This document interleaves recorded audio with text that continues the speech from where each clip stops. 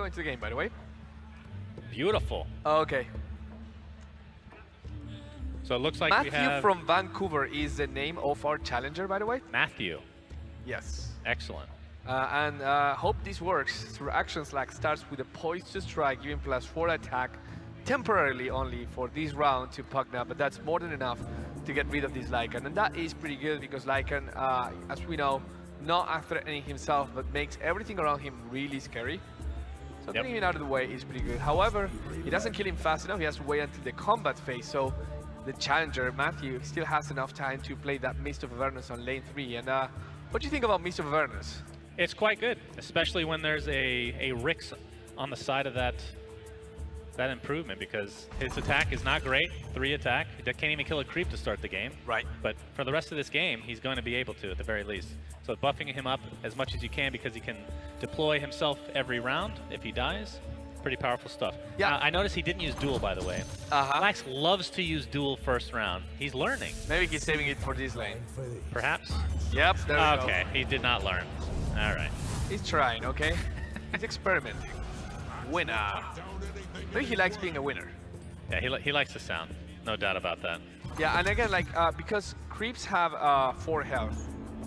That number 4 is so important in this game, right? Like, no accident, 3 damage spell, not too good. Pick up 4 damage, fantastic.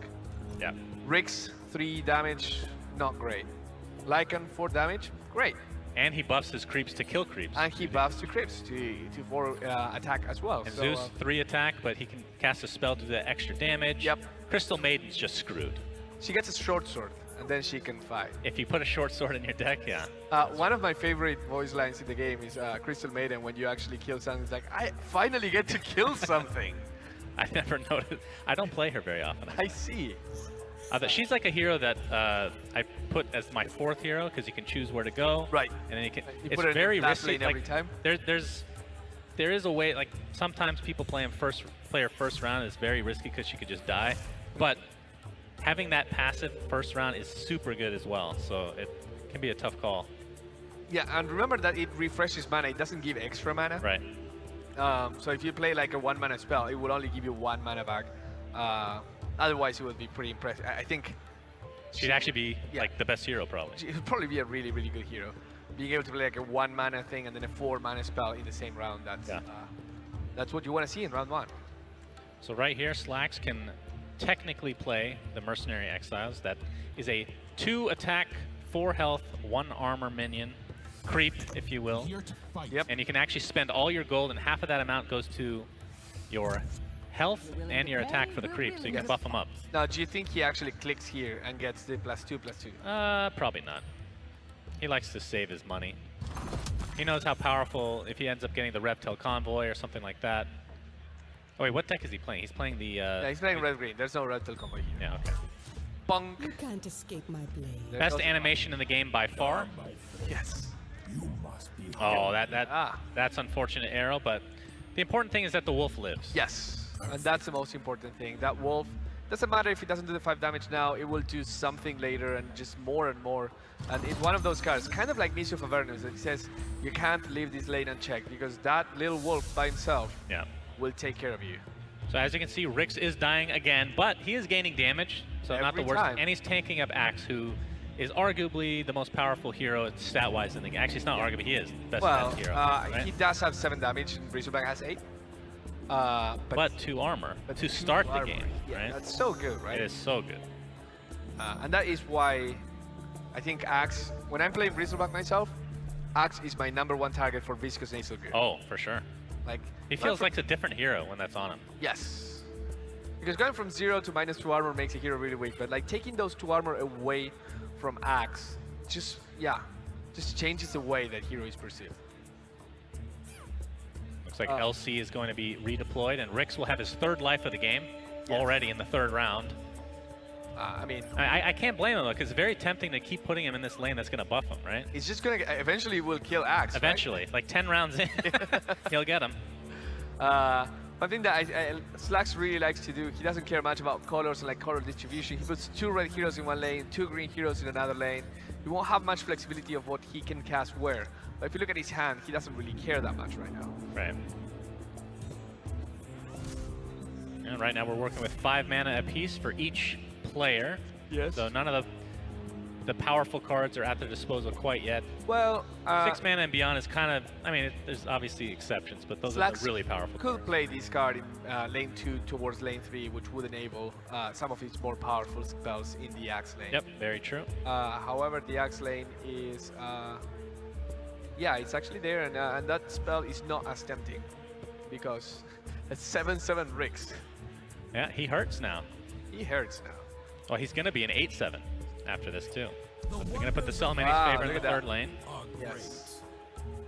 And that again enables some of the powerful spells that the challenger has at his disposal to make sure that that they won't be doing too much damage. And he goes for the Nether Ward on lane 3, trying to say, this is the lane that will battle. This is the lane that we will contest. You're putting a lot of your improvements and your resources there. I'm going to put a lot of my improvements and my resources there. And I'm taking lane 2 already. Yeah, so I wouldn't call it a counter per se, but it's kind of like this. It's an incentive not to use spells at times. Yep. Because that's, at the end of the day, you need to keep your towers healthy. By the way, I think I said earlier that Nether Ward does piercing damage. Is it piercing? No, it's not. Okay, it's not piercing. No. So you can actually block that damage if you were to get armor on the tower. But how would you do that? Yeah, I wonder if there are items. Actually, there was an item that has been seen. I don't think anyone used it, but it's shown in the secret shop a couple times. Vesture of the Tyrant. The armor to a hero and the armor to a tower. That is, and it gives you rapid deployment. That item is so sick. Yes. Oh, I love that item. Pretty expensive too, though. And I think actually we saw somebody put it on Rix. Oh, that's that okay. was not the play. That's overkill, I think. Yes, that is overkill. I mean, it gets super rapid deployment. You kill it, comes back immediately. He comes back, yeah. Why not? Stacking always works, guys. Just remember. He's gonna TP out Farvan. Farvan. Is that how you say it? Farvan? I think it's Farvan. No, Farvan. Yeah, you're right. The ancient. It's like a van that is pretty far. Right. Easy. Man, Axe is actually dying. I can't remember the last time I've seen this at around, what is this, 3? I mean, is he though? Well, in theory he is, right?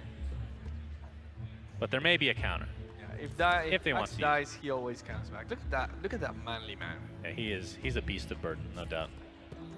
He's strong. But do you actually want to use this? Knowing that you have Farvan coming back, probably not. But at the same time, okay. Now you definitely don't want to use it. Now, yeah. Oh, no, I wasn't talking about that. I was talking about the flask. Yeah. So back to full HP, but again, he's going to die next round if nothing is done because Rix is actually hitting super hard. Yep. It's like that Rix. I can't remember the last time I've seen Rix with this much damage this early.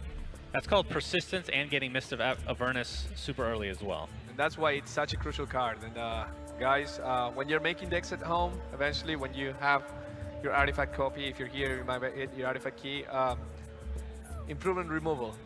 Pretty good thing to have, as much as you can. Well, not as much as you can, but like at least something. Is the only thing here that can destroy improvements Pugna's? There's Pugna's spell and Apotheosis Blade here. Apotheosis. Yes, remember guys, people that are like, click your items if they're useful, because Apotheosis Blade, it's not just something that looks pretty in your hand. Its active ability is probably it's easily the strongest active ability of any item. It has the biggest impact, I think, than any other. You can say that Horn of the Alpha is pretty good, and Niktasha's Guard is also pretty impactful, but the amount of potential, it has essentially unlimited potential. It could destroy 3 items and like, I don't know, 15 improvements. Indeed, and no cooldown. And no cooldown. Well, 1 turn cooldown. 1 turn cooldown. That's no cooldown basically, right? Well, you can't keep clicking and clicking. That would be ridiculous. That would be pretty crazy. So this is a bloodbath in the first lane. 3 heroes dying if nothing is done for the challenger. Yeah, and that Mercenary Exile is actually surviving against that PA. Yeah, that creep can be quite strong. And remember, PA does not do extra damage to creeps, only to heroes. So the passive of hers, Efficient Killer, does actually nothing here. Yep. Of course, there is Coup de Gras. There's always Coup de Gras. See, this has been, I'm not going to say it's a debate because I know it's the correct way to say it, but sometimes, like, I say Abaddon still in Dota. I don't care, that's a bad. It just sounds terrible. Abaddon. Abaddon. See, even better. There you go. So Coup de Gras was used, and Slacks' computer has crashed. Blue screen of death, I believe, is what that is. If you'd like to hit the F9 key. I don't think they can, actually.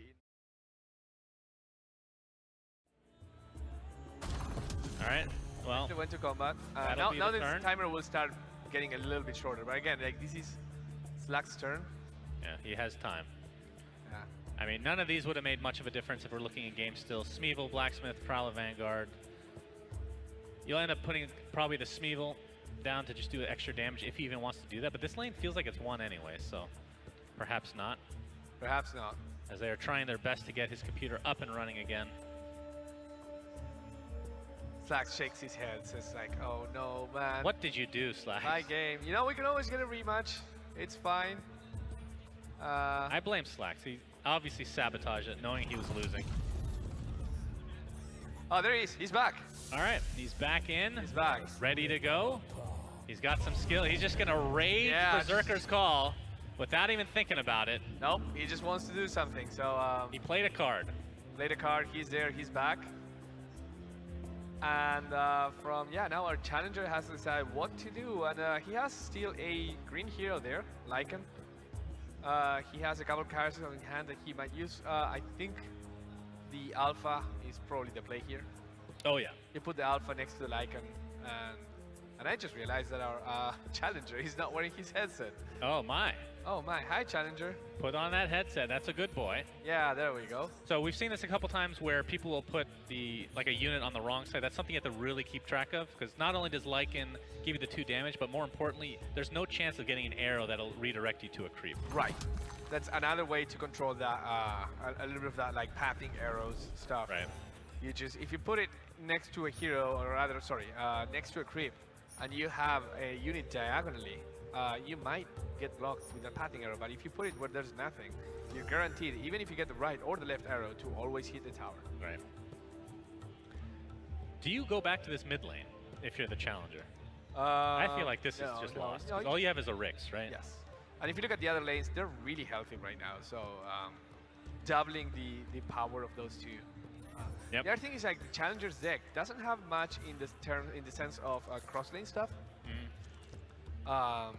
So there's the Ironfall Gold Mines, there's the Steam Cannons, and there's the pickups, I think. So putting a hero in the middle to try and get like cross lane resources is not the most efficient use of his heroes either. Yeah, that's definitely true. Rix, unfortunately, will be dying if nothing else is done because of the 1 armor on LC that is saving her. And of course, the Retaliate is enough to do 8 damage overall to Rix. This is the first time actually that Rix decides not to go back to that lane. Yeah. Didn't quite get enough damage, it seemed. Maybe 1 more round would have done it. 1 more round, yeah. There we go. There you go. Poaching Oh, knife. not only that, with the poaching knife, you will get 10 gold out of these Legion Commander. And I don't think that works. I've tested this out a couple times. If oh, you die, no, you don't actually get that's gold. right, because you're the. Sorry, I was kind of like jumping ahead and looking at. I learned this the hard way. No, I know. I was just looking at his hands. Like, oh, he can actually survive this. If he can. But actually, the Crystal Emblem doesn't help you here either, because that -2 armor that you would get would increase the damage of Legion Commander by 2, but also increase the damage of the Retaliate by 2. Right, so each essentially, instance. Yeah. giving you 4 health, but taking 4 more damage. I don't think I've ever used this item before. Seems like it definitely has its use, but Heartstopper Aura. yeah, definitely You true. put that and Heartstopper Aura, or you put that in the Conflagration lane. Yeah, It's really cheap. It's 4 gold, right? It's just 1 more gold than a Traveler's Cloak. that's true. Yeah, Hand of God. And yeah, now Of course, Debbie can be blocked, and she will be. Fight alongside my brothers. Bronze Legionnaire will be sacrificing his life for the betterment of his team. And you can spend your gold on Mercenary Exile to get that 1 extra HP. I think it's definitely worth. yeah. I'm thinking Crystal Emblem now puts the... Yeah, absolutely.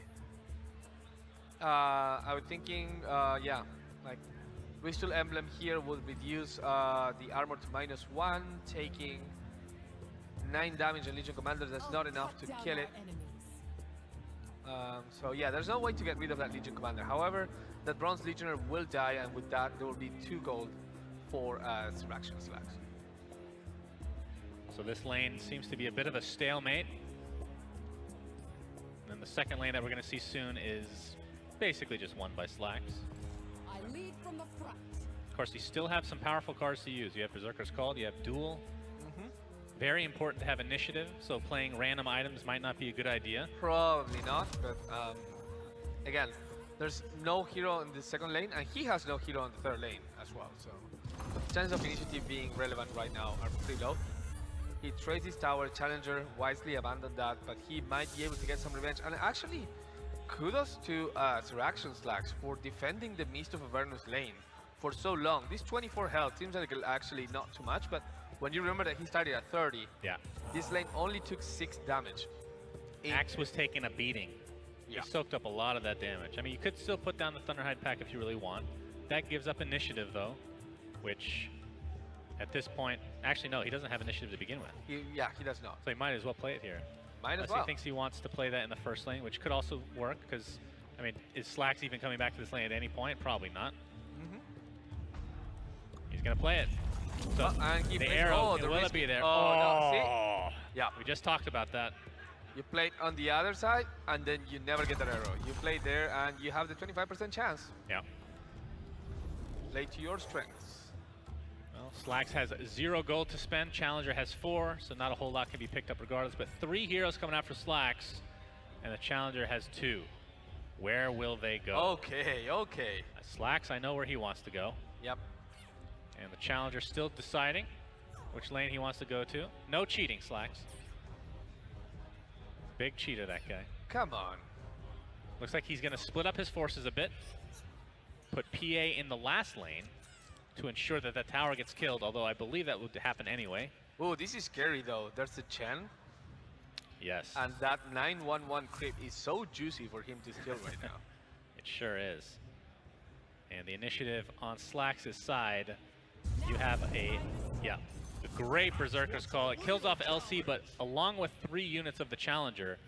Yep. No red heroes, or no black heroes, I should say, to play any cards. So just the Chen right now. Yep. And still absolutely worth it to steal that 9 damage. That 9 damage not only is gonna mean that his creep survives and he puts 2 damage to the tower that is already at 15 health, but also he'll be able to block either the 4 damage for Firebrand or the 7 damage from Axe. And you have to think right here, Holy Persuasion will be used to take this creep. It's going to die to whatever it goes up against, but still does a lot of damage and blocks a lot of damage as well. Yeah, interesting choice to go with the Reptile Convoy here. Essentially, the Reptile Convoy meant that he could have stolen the creep and decided exactly where he wanted it to fall. If he played the Reptile Convoy in front of the Axe, then after stealing the creep, it would have been in front of the Firebrand. By doing this, he actually opens himself to a little bit of a risk. Now there's a duel. The duel is not enough to kill the Chen, but it is enough to kill the Chen in combat after the Pugna hits him. If there's no items, which we're looking at now, and the Traveler's Cloak is not enough, but then if you add the armor on top, it barely is enough. So it ends up being a wasted duel in a lot of ways, but I mean, he ends up with 1 HP. Well, you tell him not to spend the duel early, and now you tell him not to spend the duel late. Wow. You want to, typically when you duel somebody, you want them to die. You don't want to leave them with any HP. So, but of course you don't exactly know what items your opponent has, but you do see he had like 4 items. You have to think perhaps he has something, maybe a healing salve, anything. Yeah, well, but again, there it is. Here comes the jump, and you're there. So that means no damage from SirActionSlacks to that tower, and 2 damage from the Challenger to SirActionSlacks. Yeah, the creep will die, and Slacks' heroes are quite low on HP, but still outnumbering the Challenger at the moment. SirActionSlacks wishes probably that that creep would not be soaking all that damage. Playing the Divine Purpose because who cares about priority? Plus, he's going to TP him back, I assume? Yep. No other heroes in this. He's just going to go all in on this first lane. And remember, the only thing that can kill, within these decks at least, the only thing that can go through the damage immunity is a Coup de Gras, which there is a PA on the other side. There is a PA on the other side, but there's no Coup de Gras. Shh, don't tell Slacks. Well, at this stage, we kind of know he's going to draw it because Slacks is his opponent. Right. It's only natural. So here we see PA among Lycan and the Thunderhide pack. Yeah, again, some unfortunate block, but it really doesn't matter because with the siege from the Thunderhide pack and so much damage coming from the Mist of Avernus, there's a lot of control and there's a lot of pressure towards this lane. 29 damage is more than enough to take it out and expose the throne. Ooh. Steam Cannon comes online and Axe seems like a beautiful target for it. And it goes for Axe. So you don't get PA in the first lane, so it was kind of a waste not to have him, but this obviously works well in a lot of ways. You get to use a steam cannon when the opponent can't actually react to it. That's one of the advantages of improvements. Yeah, and it forces you to think in a different way whenever you go to combat. Like, hero surviving at 4 or less health equals hero dead. Yes. Similar to working against a Zeus in a lot of ways, and in some respects, Luna, you want to make sure you have, like, 7 health is really good. Not 6. 6 Not is 6. Yeah. Anything divisible by 3, add a +1, and then you're pretty happy with yourself. All right, looks like Look at this one's pretty obvious. 9-7 Rix. Yeah. Rix went to the gym. He just needs a little HP now. Have you ever noticed this like tattoo? Is it like the Incredible Hulk graphed his hand? Oh yeah, what is that? I'm sure we'll find out in the lore somehow. I love the art in this game. It's so good. Yeah. What's your favorite piece of art? That's a tough one. We're gonna see Berserker's Call kill off 2 units along with Pugna. Best art. It's gonna be something that's in the black realm, I'm pretty sure. I have to think about this for a second. Okay. Yeah, take your time. Well, art that's in this build, right? Sure. I mean, you can always hype up something that people haven't seen. I think they've seen it. I'm very partial to Centaur. Yeah. I love the art on Centaur, but But that's just you're me. partial to Centaur, period. Yes. It doesn't matter how good or bad he is. That is my hero to the end. I really like Enough Magic. You like axe punching. Walkers. Oh, I don't think we've.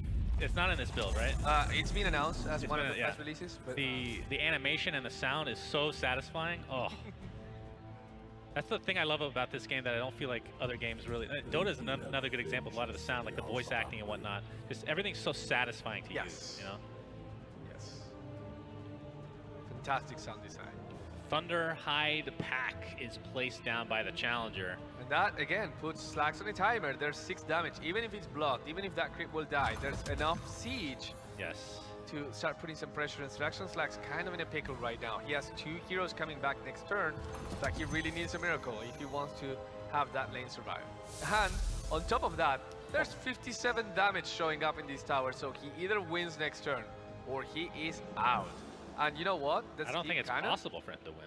That steam cannon might say Farvan, bye bye. Yep, bye bye. Farvan is a dead goat. What is he?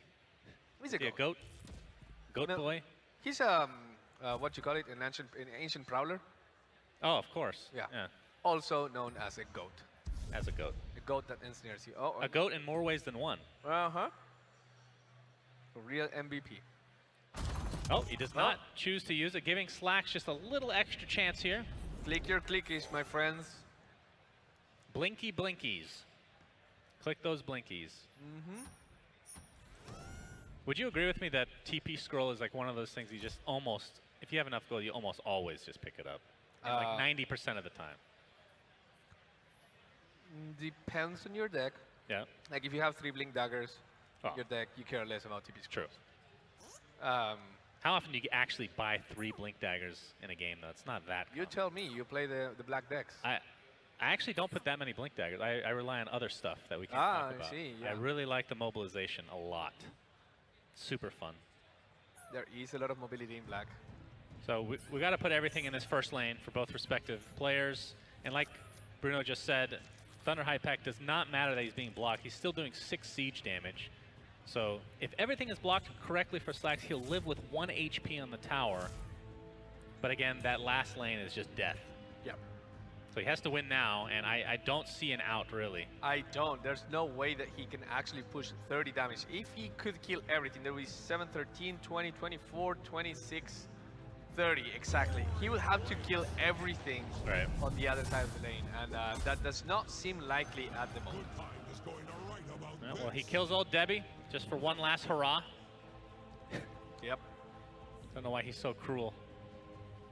And on top of that, he doesn't have any spells to use. Nope. He could play Evil Blacksmith ×2. That would add 4 damage. Still very, very far away from a whopping 4 damage, you mean? A whopping. He could play Poised to Strike, but both of his heroes are blocked. So that's not going to be helping too much either. He can add another Blade of the Vigil. Oh boy, that is a lot of extra mana. Well, our challenger, you know, he's playing it safe. And again, I want to point out again, like, look at the difference between the clocks, even though Slacks had a long disconnect. The Legion will Yep, be protected. that's 10 minutes. Yeah, that's 10 minutes. Is that accurate? Are you sure this is accurate? That doesn't feel right. 10 No, minutes? it is. Damn. So, it just goes faster. Ready, Commander. Take your time, guys. Obviously, Slacks didn't take enough. Yeah. All right, well, that'll do it for this lane. It's going to live with 1 HP. But again, no mobilization for Slacks, so it's just a ticking time bomb. And this lane, not enough firepower. There's a different world where Slacks actually kept something in this lane and started applying some more pressure. Yeah. Maybe, just maybe, he could have won. But instead he doesn't, and there's 67 damage coming from the challenger in this last lane. Slacks decides to go, and GG, well played. Slacksy. Great play. Fantastic game by both people.